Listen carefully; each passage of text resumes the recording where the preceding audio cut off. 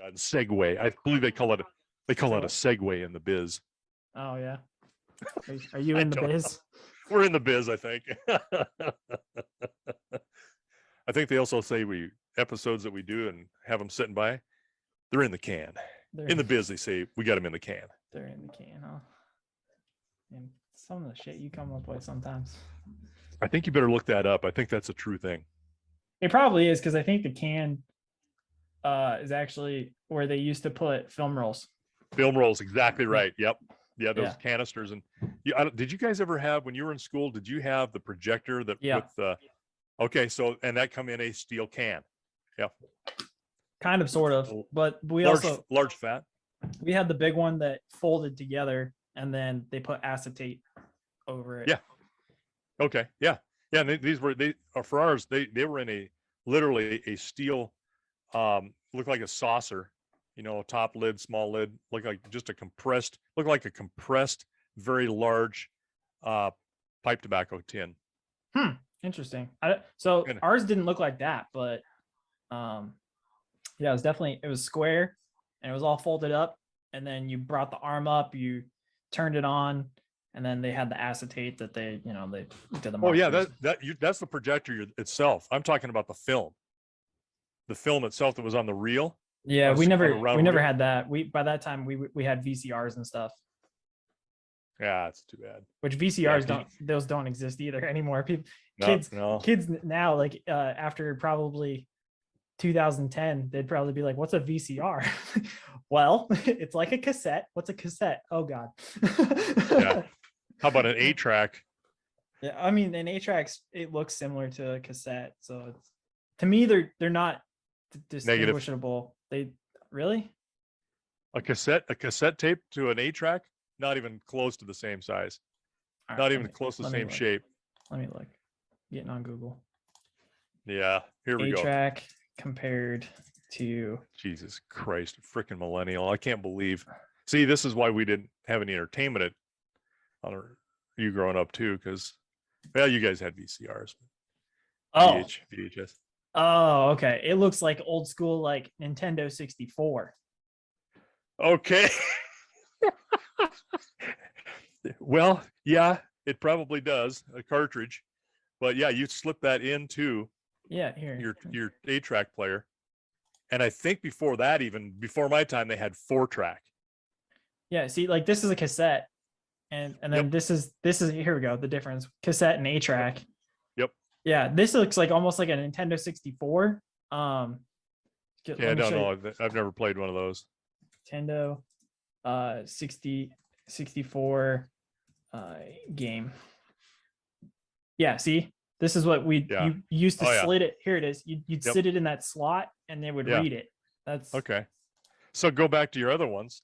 Look at somebody came up with a cartridge that you would put your cassette player in, like that one right where your cursor's at, and you would put your cassette into a thing that would go into your 8-track player, so your 8-track could play cassettes. Interesting. So and they didn't last very long because it was like an adapter of some sort. It was an adapter, yeah. And I only saw a couple of them. Yep, I think that's probably that's it. There you go. Oh, sure enough, yeah, because it's sitting inside there, and then it's got the adapter. Oh, that's cool. Okay. And they didn't last long because then more and more people, then the cassette players were more affordable. Well, and then you start getting CDs, which CDs you can take more of, less space. Yeah, but there was a lot of years where all you had was a cassette. A cassette player had a fairly long lifespan because CDs didn't come out. Yeah, they had. There was a long time. I bet you they had a good 12, 15 year run. I definitely remember cassettes when they would get all strung out, sticking your pencil in there, tightening it up, trying to bring it back in. You're like, okay, hopefully this will work. You set it in there, and like, no, it fell apart again. Pulling the little strings out and like twisting it. Yeah, you weren't. Well, and see, sometimes the 8-tracks would have the tape would come out and a big loop, and you'd be like, how do you get that back in? Because you can't see anything. But if you pull it, You hold the cassette or the cartridge and you pull it to it had some resistance, and then you just do that, pull it, and then let it go. It was almost like a shade, and it would hit past a stop, and then it would spring back up, and it would roll that right back up to its. Interesting. So, yeah, but The you had tricks to of be the trade. exactly. I mean, and 8-tracks and cassettes were notorious. If they got too hot, they would eat Just your burn freak. up. And all of a sudden, they would just something would grab them, and they would just start wrapping that stuff around the internals of your player. And if you started hearing your songs not doing it well, or they were starting to get distorted, you'd stop your tape player, because then you could probably get them unfixed or unraveled from inside of there. You might be able to fix them. Otherwise, it would just chew them up, and you were done. That tape was gone. Jesus. But the old reel-to-reel movies, they literally had the reel. You know what? I think if you probably looked at like what you're familiar with as a MASH episode, where they're watching movies. Yeah. Oh, the other one would be like on Christmas Vacation with Chevy Chase. Oh, yeah, and he's sitting upstairs. Yeah. That's real. Yeah, it's the old reel-to-reel movies, and those things would you be playing, and the sound would be distorted, and the tape would jump, and you have the jumping image on the, and you'd have to hit this thing on the side of it to kind of straighten it out. Oh, it was archaic, but that's what we had to deal with in high school. And yeah, I never even saw like a real player for a video until I was in college that wasn't reel-to-reel. Well, now we just stream everything. Netflix, exactly. Amazon Prime, Hulu, Peacock. I haven't figured it out. I struggle with that.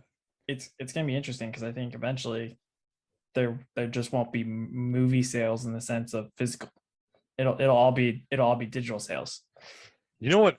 Well, you know what would be really cool, and that is where everything is done with holograms, and you have a theater table where the entire scene is played out, like in little miniature. I've always thought of that hey, if you could get this, like hologram type stuff. Yeah. That kind of technology. It'd be almost like taking a play and bringing it into your own home. It would be. Yes, exactly right. That would be watching it. Yeah, I think that would be cool. Because then you can see everything that's happening. Right. But there are some perspectives from a director's point where they want a certain shot of a facial, for some foreshadowing for some other scene coming up, which would be a little problematic. Yeah, that'd still be cool though. Yeah. Yeah. Interesting. Yeah. I'm kind of a thinker that way. Yeah. All right.